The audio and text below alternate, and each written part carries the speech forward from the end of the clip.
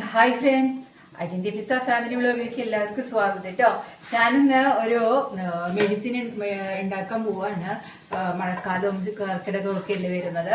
അപ്പോൾ കുറച്ച് എള്ളുണ്ട പോലെ അത് ഉണ്ടാക്കാമെന്ന് വിചാരിച്ചു. എള്ളുണ്ടിയും കുറച്ച് ഉണ്ടകളൊക്കെ ഉണ്ടാക്കി വയ്ക്കാം. വെറൈറ്റി ആയിട്ട് നമുക്ക് ഉണ്ടാക്കി കഴിക്കുന്നത് നമുക്ക് കുറച്ചുകൂടെ നല്ലതാണ്. എള്ളും അത് ഇതാക്കാം. അപ്പൊ കുറേശ്ശെങ്കിലും കുറച്ച് നമ്മുടെ ശരീരത്തിലേക്ക് ചെല്ലുമല്ലോ. ഇപ്പൊ നമ്മളത് കറിയിൽ യൂസ് ചെയ്യാനോ വെറുതെ എടുത്ത് കഴിക്കാനോ പറഞ്ഞു കഴിഞ്ഞാൽ പറ്റില്ല. അത് ഉണ്ടയായിട്ട് ഇരിക്കുമ്പോ നമുക്ക് ഇടയ്ക്കിടയ്ക്ക് കഴിക്കുന്നത് എന്റെ ഹസ്ബൻഡിനൊക്കെ ഭയങ്കര ഇഷ്ടമാണ്. ഞാൻ ഇടയ്ക്ക് ഇങ്ങനെ കാണിക്കുന്നത് ചട്ടി ചൂടായി പോകുന്നത് നമുക്ക് ഇങ്ങനെ കൈ ഇങ്ങനെ വെക്കുമ്പോൾ അറിയാലോ, അതാണ് കേട്ടോ. അപ്പം എല്ലാവർക്കും ഇഷ്ടപ്പെട്ടതാണ്, എനിക്കും ഇഷ്ടപ്പെട്ടതാണ്. അപ്പോൾ കുറച്ച് മാത്രമാണ് ഇപ്പം ഉണ്ടാക്കുന്നത്. പിന്നെ കുറച്ച് നമുക്ക് ഉണ്ടാക്കാൻ ആവശ്യത്തിന് വെക്കാം.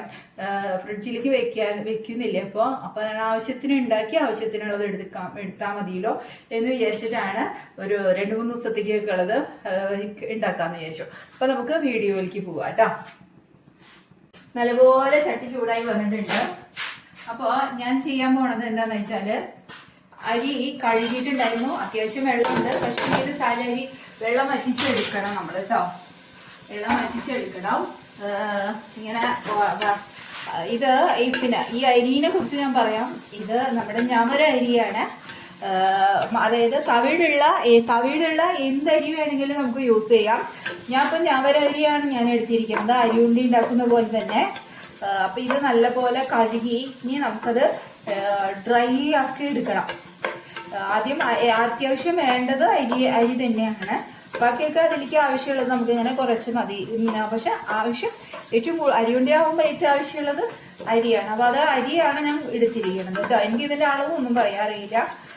എനിക്കിങ്ങനെ ഉണ്ടാക്കാൻ മാത്രമേ അറിയുള്ളൂ കുറച്ച്. അപ്പോൾ നമുക്കത് നല്ലപോലെ വറുത്തെടുത്തതിന് ശേഷം മാത്രമേ ഇത് ഒരു തരി വെള്ളം പോലും ഉണ്ടാവരുത്, അല്ലെങ്കിൽ കാവും കേടായി പൂവും ഒക്കെ ആവും. അപ്പം അതുകൊണ്ട് വെള്ളം ഇല്ലാണ്ട് നമുക്കിത് ഡ്രൈ ആക്കി എടുക്കാം. ഞവരരി എന്ന് അറിയാലോ, ഞവരരി വളരെ ആരോഗ്യത്തിന് വളരെ നല്ലതാണ്. നമുക്ക് നമ്മളുടെ വയറിനായാലും പിന്നെ എന്തിനും നമുക്ക് പിന്നെ എന്താ പറയുക, ഞരമ്പുകൾക്കും എല്ലാം വളരെ നല്ലതായിട്ടുള്ള ഒരു അരിയാണ് ഞവരരി. ചോറ്, കഞ്ഞി, എന്തിനു വേണമെങ്കിലും നമുക്കിത് ധാരാളം കഴിക്കാം. ഈ ഞവരരി പലരും നമ്മൾ ഉച്ചലിനൊക്കെ പോയി കഴിഞ്ഞാൽ ഞവരരി കൊണ്ട് വേവിച്ചിട്ട് നമുക്കതുകൊണ്ട് മേത്തൊക്കെ ഉരച്ച് കഴുകണതൊക്കെ അങ്ങനെ അതൊരു പ്രോസസ്സിങ് ആണ് ഇതിൻ്റെത്. അപ്പം നമുക്ക് ഞവരരി കൊണ്ടുള്ളത് എന്ത് വിഭവമാണെങ്കിലും നമുക്ക് വളരെ നന്നായിരിക്കും, നല്ല ടേസ്റ്റ് ആയിരിക്കും അത്.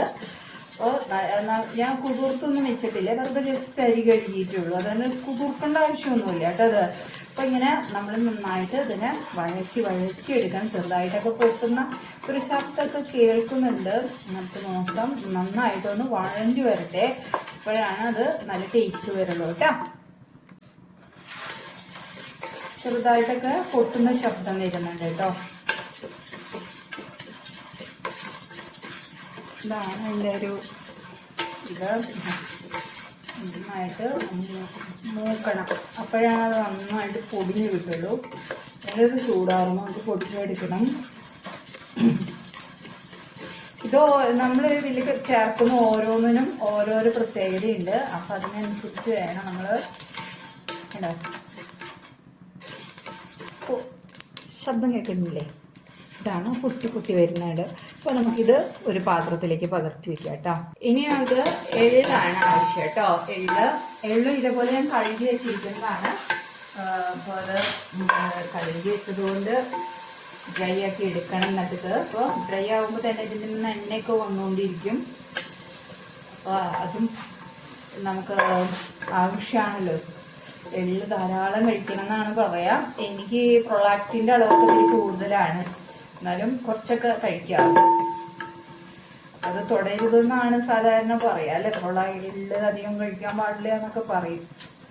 എന്നാലും എള്ളും ബദാമും ഒക്കെ കുറച്ചേ കഴിക്കാൻ പാടുള്ളൂ. ബദാമൊക്കെ പ്രൊലാക്റ്റിൻ്റെ അളവൊക്കെ കൂട്ടുന്ന സംഭവമാണെന്നാണ് പൊതുവെ പറയാറില്ലേ. പ്രൊലാക്റ്റിൻ ഇത്തിരി അളവൊക്കെ ഉണ്ടായിരുന്നു കുറച്ച് ഇപ്പോൾ കുറഞ്ഞു. ഞാൻ ചിക്കൻ കഴിക്കുമ്പോഴൊക്കെ എനിക്ക് ബ്രസ്റ്റിൽ വേദന, ചിക്കനൊക്കെ കഴിക്കുമ്പോൾ. അല്ലാതെ വേറെ ഒന്നും. പാല് കുടിക്കുമ്പോൾ, പാല് ചായയൊക്കെ കുടിച്ചു കഴിഞ്ഞാൽ പിന്നെ എന്നിട്ട് ചെറുതായിട്ട് ബ്രസ്റ്റിൻ്റെ ഒരു ഇതുണ്ടാവും. ഇപ്പോൾ പാല് നിർത്തിയപ്പോൾ സമാധാനം കിട്ടിയത് എനിക്ക്. പാലും ചിക്കനാണ് കൂടുതൽ എനിക്ക് പറ്റാണ്ടിരിക്കാറ്. ഇതിങ്ങനെ ഡ്രൈ ആക്കണം. ശബ്ദമൊക്കെ വന്നു തുടങ്ങി, പൊട്ടുന്ന ശബ്ദം. അതാണ് എൻ്റെ ഒരു എന്താ പറയുക, ഒരു ആ കണക്ക്.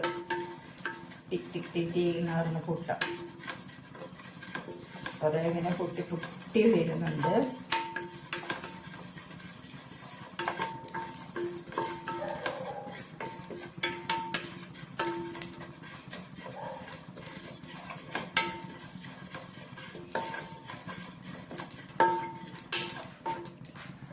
ഞാൻ നെക്സ്റ്റ് നമ്മുടെ ബദാമാണ് ചാക്കി വിട്ടിരിക്കുന്നത്. ബദാമൊക്കെ കുറച്ചാട്ടോ, അരിയുടെ അത്രയൊന്നും എടുത്തിട്ടില്ല. ഇപ്പം എല്ലാത്തിനും ബാക്കിയുള്ള അളവ് അരിയുടെ അത്ര ആയതുകൊണ്ട് അരിയുടെ അളവൊന്നും നമ്മൾ എടുക്കുന്നില്ല. ബാക്കിയുള്ളതൊക്കെ നമ്മൾ ഒന്ന് കഴുകിയിട്ടാണ് കേട്ടോ, വെറുതെ ഒന്ന് കഴുകിയിട്ടുള്ളൂ, വേറെ ഒന്നും ചെയ്തിട്ടില്ല. വെറുതെ കഴുകിയിട്ട് ഇങ്ങനെ ഡ്രൈ ആക്കിയിട്ട് എടുക്കണം. അത്രേ. അത് നല്ലപോലെ പൊടിയേ, അതിന് വേണ്ടിയിട്ടാണ്. വേണമെങ്കിൽ ഇതിൻ്റെ തൊലി കളഞ്ഞിട്ടും വേണമെങ്കിൽ നമുക്ക് ചേർക്കാം കേട്ടോ. തൊലി കളഞ്ഞ് വെള്ളത്തിലിട്ട് കുതിർത്ത് അതിൻ്റെ തൊലി കളഞ്ഞ് പിന്നെ ഒന്ന് ഡ്രൈ ആക്കിയിട്ടൊക്കെ വേണമെങ്കിൽ ചേർക്കാം. ബദാമൊന്നും അധികം പൊടിയണമെന്നില്ല കേട്ടോ, ജസ്റ്റ് ഒക്കെ ഒന്ന് ക്രഷായാൽ മതി. അതുപോലെ അരി മാത്രമാണ് ഫൈൻ പൗഡറായിട്ട് വരുന്നത്. ഫൈൻ പൗഡറായിട്ട് വരണം. വെള്ളം തരി പോലും ഉണ്ടാവാൻ പാടില്ല ഇതിലൊന്നും. അതുകൊണ്ടാണ് ഞാൻ നല്ലപോലെ ഡ്രൈ റോസ്റ്റ് ചെയ്യുന്നത്. ഡ്രൈ റോസ്റ്റാണ്, എല്ലാം നല്ല ഡ്രൈ റോസ്റ്റ് ആയിരിക്കണം. അപ്പോൾ അത് നല്ല ടേസ്റ്റ് ആയിരിക്കും. ഇനി നമുക്കിനി ഇതെല്ലാം നമുക്കിനി പൊടിച്ചുകൊണ്ട് വരാം. ഓരോന്നായിട്ടാണ് പൊടിക്കാൻ പാടുള്ളൂ കേട്ടോ. പൊടിക്കാനത് ഗ്യാസൊക്കെ ഓഫ് ചെയ്യാം. ഞങ്ങൾക്ക് പൊടിച്ചിട്ട് വരാം കേട്ടോ. എല്ലാം പൊടിക്കാം. ഇതാ നമ്മൾ ബദാമും അരിയും പിന്നെ എള്ളും പൊടിച്ചു കൊണ്ടുവന്ന് റെഡിയാക്കി വെച്ചിട്ടുണ്ട് കേട്ടോ. എള്ളിത്ര പൊടിയണമെന്നില്ല, പൊടിക്കണമെന്നുമില്ല, എന്നാലും ഞാനത് പൊടിച്ചു വെച്ചിട്ടുണ്ട്. ഇനി നമ്മൾ ഒന്നുകൂടി തീ കത്തിക്കാം. നമുക്ക് ഇതുവരെ തീ കത്തിച്ചിട്ടില്ലായിരുന്നു, തീ ഓഫ് ചെയ്ത് വെച്ചേക്കായിരുന്നു. തീ കത്തിക്കാം. എന്നിട്ട് നമുക്ക് ഇതിലേക്ക് കുറച്ച് ശർക്കരയാണ് ചേർത്ത് കൊടുക്കണം. കുറച്ച് ശർക്കര, തീ കുറച്ച് വെക്കട്ടെ. കുറച്ച് ശർക്കര ഉരുക്കിയിട്ട് കുറച്ച് സമയം ആയതുകൊണ്ട് തന്നെ തിരി കട്ടി പിടിച്ചു. അത് കുഴപ്പമില്ല, നമുക്കിതിങ്ങനെ ശർക്കര ഇത്ര ശർക്കര മതി കേട്ടോ. ഒരുപാട് ശർക്കരയൊന്നും നമ്മൾ ചേർക്കേണ്ട, കാരണം അതധികം നല്ലതുമല്ലല്ലോ. ഞാൻ ശരിക്കും ഇതിൽ കരിപ്പെട്ടിയാണ് ചേർക്കേണ്ടത് കേട്ടോ. ഞാൻ ശർക്കരയെ ചേർത്തത്. അപ്പം നമ്മുടെ അരിയുണ്ടയ്ക്കുള്ള സെറ്റിങ്സൊക്കെ കറക്റ്റായി. ഇനി ഒന്ന് നന്നായി മിക്സ് ആക്കണം കേട്ടോ. അത് എന്നിട്ട് നല്ലപോലെ മിക്സാക്കിയിട്ട് ഉണ്ടാക്കിയിട്ട് എടുക്കണം.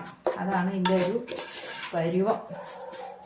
ഈ ശർക്കര കയ്യിലും കൂടെ കിടന്ന് ശർക്കരയും എള്ളും അരിയും കണ്ടോ ഞങ്ങൾ നല്ല പോലെ മിക്സാക്കണേ. ചൂടാവണ്ട, ചട്ടി മാത്രം ചൂടായാൽ മതി. അപ്പോൾ അതാണ് ഇതിൻ്റെ വെള്ളമൊക്കെ ഒന്ന് കരുതിയേക്കാം. നമുക്ക് അത്യാവശ്യം പ്രോട്ടീൻ റിച്ച് അതിൻ്റെത് അല്ലേ. നല്ല തവിടുള്ള അരിയും ഒക്കെ കൂട്ടി അങ്ങോട്ട് മിക്സാക്കി അതിങ്ങനെ ഉണ്ട പിടിക്കാം. ഉണ്ട പിടിക്കുമ്പോൾ കയ്യിൽ കുറച്ച് നെയ്യും കൂടി ചേർത്തിട്ട് ഉണ്ട പിടിക്കാം. ഓക്കെ, ഇതാ ഞാൻ നെയ്യ് ചേർക്കാണ്ടാണ് കേട്ടോ ഉണ്ട പിടിച്ചിരിക്കുന്നത്. ഇതേപോലെ ഇരിക്കും ഓരോ ഉണ്ടകൾ. വലിപ്പത്തിൽ വേണമെങ്കിൽ അതും ആവാം. ഇനി ഇത്തിരി നെയ്യ് അങ്ങോട്ട് ചേർക്കാം. നെയ്യിൻ്റെ കുറവില്ലാണ്ട് വേണ്ടല്ലോ എന്ന് വിചാരിച്ച് ഇത്തിരി ശ്രദ്ധിക്കണം. വെള്ളം തീരെ പാടില്ല കേട്ടോ. എന്നിട്ട് ഇതാ ഇങ്ങനെ പിടിക്കാം. അപ്പം അങ്ങോട്ടായി അത്യാവശ്യം നെയ്യിൻ്റെ ഒരു കോട്ടിങ്ങും വന്നു, നെയ്യും വന്നു അല്ലേ. അല്ലാതെ കയ്യൊക്കെ പൊള്ളൂട്ടാ കുറച്ചൊക്കെ. അപ്പം സൂക്ഷിച്ചും കണ്ടൊക്കെ ചെയ്യണം. അപ്പം ഇത്രയേ ഉള്ളൂ കേട്ടോ. അരി ഉണ്ട. അപ്പം Ajinthya Prasad family vlog signing off. Tata bye by.